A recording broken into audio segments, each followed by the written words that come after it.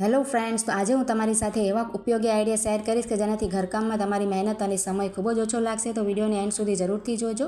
ખૂબ જ સારા આઈડિયા છે અને સારો લાગે તો લાઇક કરજો. તો ચાલો વિડીયોને સ્ટાર્ટ કરીએ. તો સૌથી પહેલાં તો હું તમને એક નાનકડી સોયમાં દોરો પરોવવાની ખૂબ જ સુંદર ટિપ્સ બતાવું છું, જેનાથી તમને કોઈ વસ્તુની જરૂર નહીં પડે, કાગળની પણ નહીં અને કોઈ પણ વસ્તુની જરૂર નહીં. ફક્ત સોય દોરામાં જ ઉપયોગ કરીને તમે સોયમાં દોરો પરોવી શકશો. અને ઘરમાં આપણે વડીલ હોય કે આપણે ક્યારેક એકલા હોઈએ ને આપણને સૂચતું ના હોય ને, તો ખૂબ જ સરળતા થશે. જો આ ટ્રીકમાં આપણે શું કરવાનું, જે પણ આપણે દોરો લઈ લેવાનું, જે આપણે દોરો પરવવાનો હોય ને તે. અને જો અમારી જે સોય છે ને એકદમ ઝીણી છે, આપણે દોરાને છે ને આપણે હથેળીમાં આ રીતે રાખવાનું, જે આંગળીઓનો ભાગ હોય ને એ રીતે રાખી લેવાનો. અને ત્યાર પછી જે સોયનો નાકો હોય ને તેને આપણે દોરા ઉપર રાખવાનો. સોયનો નાકો રાખવાનો છે, આપણે વાગે એમ નથી રાખવાનું. તમે કહેશો કે આ તો વાગી જાય, તમને જરાય પણ વાગશે નહીં. આપણે તેનો નાકાનો ભાગ છે ને એકદમ પહેલાં આપણે ધ્યાનથી દોરા ઉપર રાખવાનું અને તમે આ રીતે રબ કરશો ને, હળવા હાથે જ કરવાનું છે, એકદમ ઘસવાનું નથી. તો જો ઓટોમેટિક જે દોરો છે ને એ સોયમાં આવી જશે. જુઓ, ત્યાર પછી આપણે ખેંચી લેવાનું હળવા હાથે. પહેલાં તમને એમ લાગશે કે દોરો ખસી જાય છે કે આમ થાય છે, પણ થોડીક જ વાર તમે આમ કરશો ને તો બહુ જ આસાનીથી આવી જશે. જુઓ, બીજી વખત તો હું એકદમ આસાનીથી નાખી લઉં છું. જુઓ, તો ખૂબ જ સરસ ટ્રીક છે, નાની છે પણ ખૂબ જ ઉપયોગી છે. સારી લાગી તો લાઇક કરજો, કમેન્ટ કરજો અને ચેનલને સબસ્ક્રાઈબ કરજો.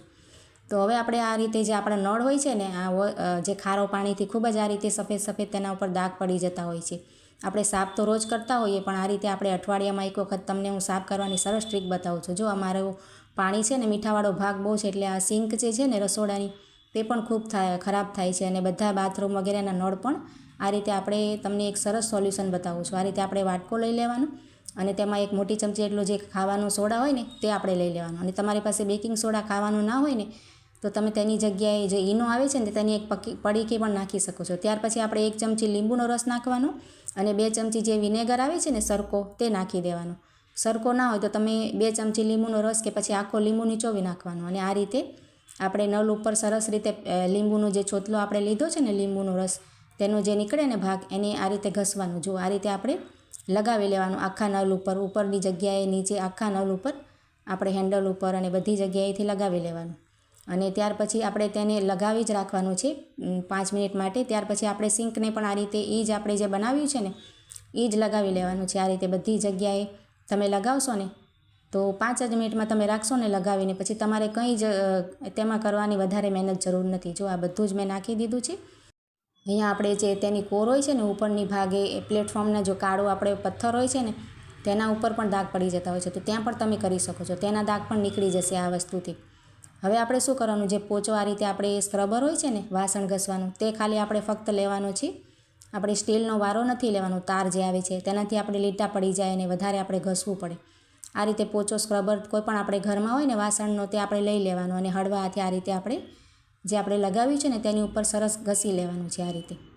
તો તમારો આમાં ખૂબ જ સમય પણ ઓછો જશે અને મહેનત પણ ખૂબ જ ઓછી જશે. તમે અઠવાડિયામાં એક વખત આ રીતે સિંક કે પછી નળ સાફ કરશો ને તો તમારે નવા જેવા જ આપણે નળ થઈ જાય છે. જો આ રીતે સિંક પણ ખાલી આપણે નાખવાથી જ કેવી સરસ થઈ ગઈ છે. આ રીતે આપણે સિંકને પણ સ્ક્રબરથી જરાક ઘસી લઈશું 2-3 મિનિટ માટે. તો તમે જોઈ શકો છો એકદમ ચમક આવવા લાગી છે. આપણે કોઈ પણ ખર્ચાની પણ જરૂર નથી. ઘરમાં આપણે લીંબુને તો હોય જ છે. અને બેકિંગ સોડા ના હોય તો તમે ઈનો પણ લઈ શકો છો. એક પેકેટ ઈનોનો નાખી દેવાનું. હવે તમને હું પાણી નાખીને બતાવું છું તેની રિઝલ્ટ કેવું સરસ આવે છે. જો આ રીતે આપણે કોઈ પણ જાતનું આપણે કેમિકલવાળા જે પાવડર મળે છે તે પણ લેવાની જરૂર નથી. તમે આ રીતે સાફ કરશો તે બધા જ વોશ બેસિન કે પછી નળ તમારા એકદમ ચમકવાળા થઈ જશે. અને ખૂબ જ સારી આઈડિયા છે. સારો લાગે તો લાઇક કરજો. જો આ નળને આપણે ધોઈ નાખ્યો છે પાણીથી, એકદમ સરસ ચમક આવી ગઈ છે. નવા જેવા જ આપણે નળ દેખાવા લાગે છે ઘરમાં. તો તમે જરૂરથી ટ્રાય કરજો અને આઈડિયા સારો લાગ્યો હોય તો શેર કરજો અને કમેન્ટ કરજો. ત્યાર પછીનો જે આઈડિયા છે ને, આ રીતે આપણે કપડાં વોશિંગ મશીનમાં ધોતા હોઈએ ને તો એકબીજા સાથે ખૂબ જ વીંટળાઈ જતા હોય, તો તેના માટે એક સરસ ટ્રીક બતાવું છું. તેના માટે આપણે શું કરવાનું, આ રીતે પ્લાસ્ટિકની એક જબલું કોથળી આવે છે ને તે લઈ લેવાની અને કપડાં અને સરફ ને બધું નાખ્યા બાદ આ રીતે આપણે તેમાં નાખી દેવાની.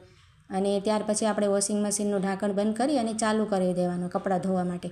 તો તેનાથી શું થશે તમે જોશો ને, ધોયા પછી આપણા કપડો એક પણ વીંટળાશે નહીં. આપણે જે ખેંચવા માટે તેને મહેનત કરવી પડે છે અને સમય બરબાદ થાય છે આપણો, તે પણ નહીં થાય અને તેનાથી કોઈ નુકસાન પણ નહીં થાય. તમારું વોશિંગ મશીન પણ તેનાથી કંઈ ખરાબ નહીં થાય. જો આ રીતે કપડાં ધોવાઈ ગયા પછી હું તમને બતાવું છું. બધા કપડાં અલગ છે. જો આ રીતે એક પણ કપડું એકબીજામાં વેટળાશે નહીં. તમારે વધારે માત્રામાં કપડાં હોય તો તમે 2 જબલા કોથળી નાની આવે છે ને એ પણ નાખી શકો છો.